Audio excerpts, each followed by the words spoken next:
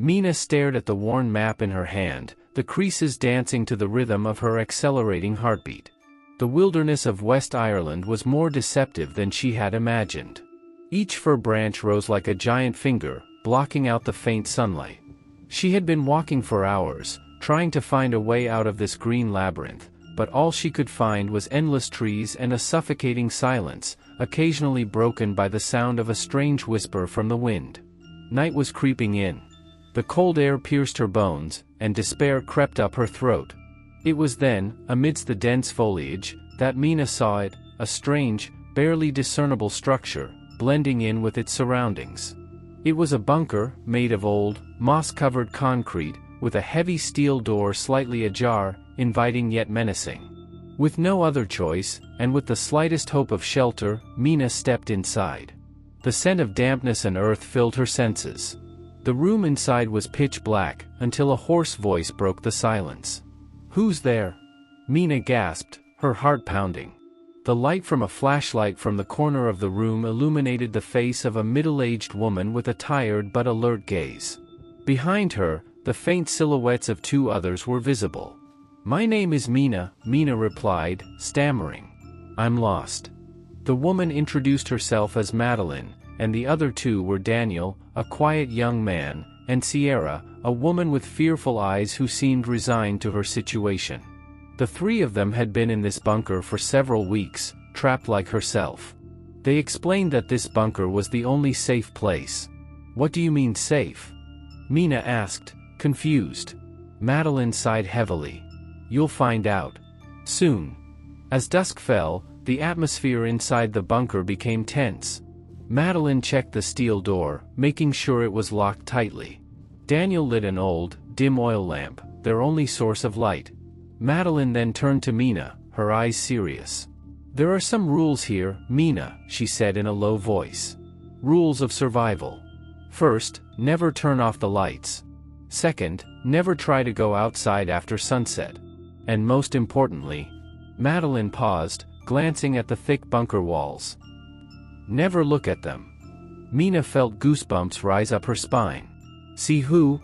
Suddenly, a strange scraping sound came from behind the wall. It wasn't the wind, or an animal. It was the sound of something scraping against the concrete, as if trying to find a crack. Sierra cowered, her eyes wide with fear. Daniel clenched his fists. Madeline whispered, "They're the Watchers. They're outside. Every night." Mina held her breath. The scraping sound was now accompanied by soft sobs, as if someone outside was crying. Then, a creepy, barely audible whisper drifted from outside the bunker, calling out the name of someone she didn't recognize. Pure terror gripped Mina. She realized she wasn't just trapped in the woods, but inside a concrete box, prey to the watchful eye of an unseen entity waiting in the darkness. That night, Mina couldn't sleep. Every friction, every whisper, every sudden silence, was a reminder that he was now part of the Watcher's terrifying game. The nights in the bunker passed slowly, each second feeling like a threat. Mina grew accustomed to the unfamiliar sounds from outside, scrabbling, whispering, and sometimes a soft, hair-raising laugh. She noticed Madeline, who, though tired, was always the calmest and most alert. Daniel, on the other hand, kept to himself, preoccupied with his own thoughts, while Sierra sank deeper into fear. One morning, as faint sunlight filtered through a small crack in the roof, Mina noticed a strange scratch on the bunker wall. It wasn't an ordinary scratch, but a primitive carving resembling a faceless human silhouette, surrounded by symbols she didn't recognize. "What's this?" Mina asked, pointing to the carving. Madeline approached. "Old drawings. They were here when we arrived. Probably from the previous people." She explained that they had found similar scribblings in other parts of the bunker, sometimes accompanied by faint handwriting they couldn't fully decipher. Mina's curiosity overcame her fear. She began trying to copy the symbols, hoping to discover a pattern or meaning. Daniel occasionally glanced at her with a curious look, but didn't comment. Sierra trembled only when Mina mentioned them. The tension between them grew. Food supplies dwindled. Daniel, who had been silent until then, began to show signs of frustration. "We can't stay here forever," he said one afternoon, his voice heavy. "We have to find a way out. Or at least find out what they want." Madeline shook her head. "It's dangerous. They know we're here. They don't want us to leave." The following night, however, the situation worsened. The watchers' voices were no longer mere scrapes or whispers. They began imitating familiar sounds, a child crying, a loved one laughing, even the whisper of Mina's name. It was psychological torture. Sierra nearly lost her mind, screaming and trying to run toward the steel door, believing she heard her mother's voice. Madeline and Daniel had to desperately restrain her. In the chaos, Mina realized something. The carvings on the wall, though primitive, had a sequence. She connected them with some graffiti she'd found in another corner. It turned out to be some kind of ancient ritual or warning. There was one symbol that kept repeating itself, a circle with a dotted line inside. "I know," Mina said suddenly, after hours of trying to decipher the scribbles. "They're not just watching. They want something. This symbol. It's some kind of trap or door." Daniel approached, curiosity overcoming his reluctance. "What trap?" "I'm not sure," Mina replied, cold sweat breaking out on her forehead. "But they seem to be leading us to something. Or maybe, waiting for us to make a specific mistake so they can get in." That's when the sounds from outside the bunker changed. No longer whispers, but a low roar that vibrated throughout the concrete structure. The light of the oil lamp flickered, almost going out. The ground beneath them trembled slightly. The air grew piercingly cold, and an inexplicable stench filled the room. A faint shadow, larger than a human, flitted through the gap in the roof.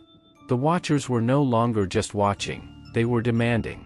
"They're angry," Sierra whispered, tears streaming down her cheeks. "They're coming in. Now, it's not just about survival, but about understanding what the watchers want before they can breach the bunker's final defenses." With only vague clues and time running out, Mina, Madeline, and Daniel must quickly uncover the terrifying truth hidden in the woods, or they will become the watchers' next victims. The roar from outside the bunker grew louder, shaking the concrete foundations and sending dust falling from the ceiling. The oil lamps flickered desperately, threatening to go out at any moment.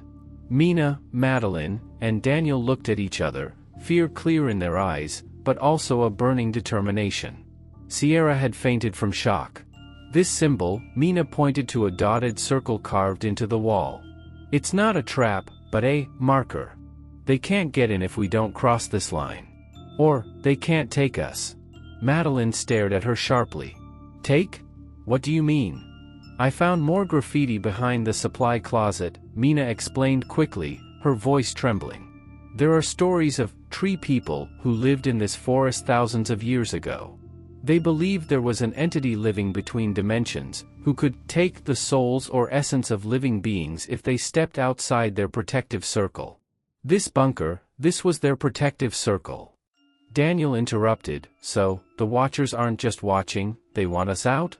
They want us to cross the line?" "Yes," Mina nodded. "And the voices they imitate, the illusions they create, it's all to lure us out. They can't force their way in, but they can manipulate us." Suddenly, Madeline's voice rang out.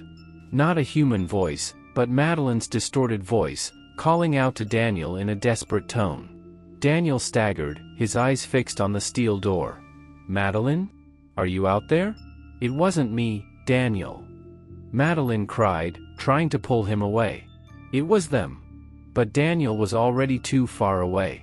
With unexpected strength, he lunged at the steel door, trying to open it. The watchers had found its weak point. Mina and Madeline tried to hold him back, but Daniel was too strong. In desperation, Daniel managed to open a small crack in the door. In an instant, a bone-chilling cold rushed in, bringing with it a pungent stench.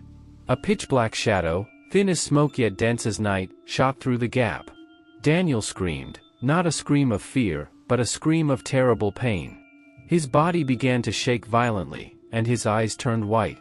The image possessed him, and in seconds, Daniel collapsed, his body empty, lifeless, but with a strange smile on his face. Mina and Madeline stepped back, fear frozen in their bones. The watchers had succeeded. They had taken Daniel. "We have to get out of here," Mina said, her voice steady, though trembling. "They know we know. This bunker won't be safe anymore." Madeline nodded, tears streaming down her cheeks. "How?" Mina looked at the carving on the wall again, this time with new understanding. "There's one more symbol I didn't notice. An arrow pointing upwards, beyond the circle. Maybe there's another way out. A way the watchers can't see." The two of them began searching, feeling the walls and ceiling. The roaring outside grew more intense, as if the watchers were celebrating their victory and preparing for the next one. Finally, in the darkest corner, Mina found a narrow opening in the ceiling, hidden beneath a layer of moss and grime. It was a narrow, almost invisible vertical tunnel. "This is it," Mina whispered. "But we have to hurry." With great difficulty, they built up a pile of boxes and debris to reach the opening. Mina climbed first, crawling through the narrow, pitch-black tunnel. Behind her, Madeline followed, dragging the still unconscious Sierra. When Mina reached the top, she saw the faint moonlight filtering through the gap above her. She pushed with all her might, and finally, she emerged. She was on a small hill, surrounded by the same trees, but this time, there was a faint, barely discernible path leading out of the forest.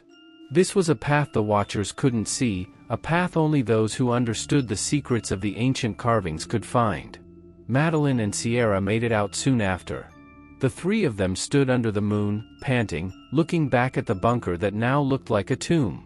The roars from the forest slowly faded, as if the watchers had lost interest, or perhaps found other prey. They began walking down the faint path, not looking back. The forest was still dark and forbidding, but there was hope now. They had survived, albeit at a terrible cost. Mina knew she would never forget those nights in the bunker, and the whispers of the watchers would forever haunt her. They had escaped physical surveillance, but the shadow of terror would always watch from within. The roar from outside the bunker was no longer just a demand, but a quivering, hungry growl. The dim oil lamp finally went out, plunging Mina and Madeline into utter darkness, illuminated only by the thin moonlight that seeped through a small crack in the roof. Sierra's faint screams rang out again, but this time not from her mouth, but from a projected voice, twisting her voice into a sinister taunt. "They already know we know," Mina whispered, her voice barely audible from the tremors. She crawled across the floor, her hands groping for any opening she found. "We can't hide here anymore. They'll force their way in." Madeline staggered, her shoulder touching the cold wall. "But how? They're everywhere." Shadows began dancing on the bunker walls, no longer indistinct as before. They were now more distinct, tall, thin silhouettes, with overly long limbs and heads tilted to the side, as if constantly watching. They were no longer mere watchers, they were hunters. Mina finally found the opening in the ceiling. "This is it. We have to get up." They frantically built a pile of boxes and debris. The sounds outside grew wilder, as if the entire forest had come to life. The bunker's steel door creaked violently, and cracks began to appear on its surface. The watchers pressed in from all directions, frustrated at their near escape.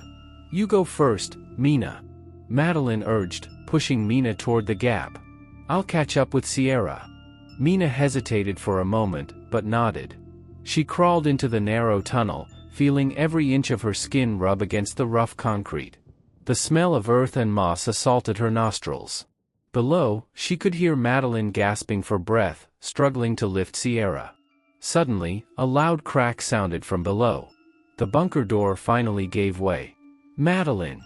Mina shouted, straining to look down. Long silhouettes darted into the darkness of the bunker. Mina heard Madeline's broken scream, followed by a long, horrifying hiss. Mina's heart sank. They had taken Madeline. Tears streaked her cheeks, but she knew she couldn't stop. She had to keep going. With the last of her strength, she pushed herself upward, crawling through the tunnel that felt increasingly narrow, as if the bunker itself were trying to trap her. She could feel the piercing cold from below, as if the watchers were trying to grab her feet. Finally, with a final push, Mina's head poked out into the open air.